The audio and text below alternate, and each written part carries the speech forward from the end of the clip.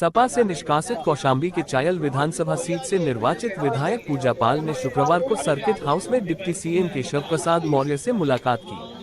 पूजा पाल ने deputy CM Keshav Prasad Maurya के पैर छूकर उनका आशीर्वाद भी लिया। इस मौके पर पूजा पाल ने कहा कि सीएम योगी आदित्यनाथ और डिप्टी सीएम केशव प्रसाद मौर्य उनके अभिभावक की तरह हैं। पूजा पाल ने कहा कि उनके पति बसपा विधायक राजू पाल की हत्या के 18 साल बाद योगी सरकार में उन्हें न्याय मिला, जिसके चलते उन्होंने राज्यसभा चुनाव में क्रॉस वोटिंग की थी। पूजा पाल ने कहा कि सपा से निष्कासन के बाद वह लगातार भाजपा के कार्यक्रमों में शिरकत करती रही हैं। बिहार में भी उन्होंने पार्टी के लिए चुनाव प्रचार किया था। उन्होंने कहा कि बिहार चुनाव में भारी जीत के बाद पहली बार डिप्टी सीएम केशव प्रसाद मौर्य प्रयागराज पहुंचे हैं, इसलिए उन्होंने भी डिप्टी सीएम केशव प्रसाद मौर्य से मुलाकात कर उनका आशीर्वाद लिया है। वहीं बीजेपी पार्टी ज्वाइन करने के सवाल पर पूजा पाल ने कहा कि सही समय आने पर इस बारे में कोई फैसला लूंगी। पूजा पाल ने 2027 का चुनाव किस सीट से लड़ेंगी इस सवाल को लेकर कहा है कि अभी तय नहीं किया है कि वह किस सीट से चुनाव लड़ेंगे, लेकिन वरिष्ठ लोग ही ये तय करेंगे कि उन्हें कहां से चुनाव लड़ना है।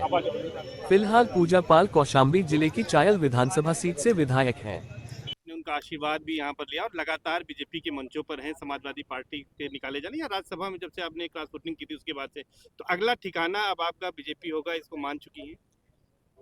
देखिए, आज माननीय डिप्टी सीएम साहब आए हैं तो हमारे बड़े हैं, हमारे परिवार के हैं, हमारे गार्जियंस हैं, तो कहीं न कहीं उनके सम्मान के लिए मैं हमेशा खड़ी रहती हूँ।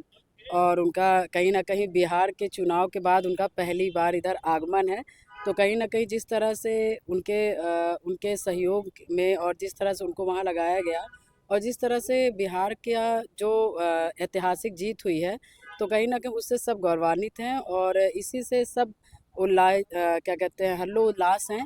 इस वजह से उनका यहाँ पे सम्मान हो रहा है, किया जा रहा है, उसी में मैं भी हूँ। और दूसरी बात, जब से मैंने राज्यसभा का वोटिंग किया है, तो कहीं न कहीं किस वजह से किया है वो सभी लोगों को मालूम है और उसको बार-बार रिपीट करने का नहीं है।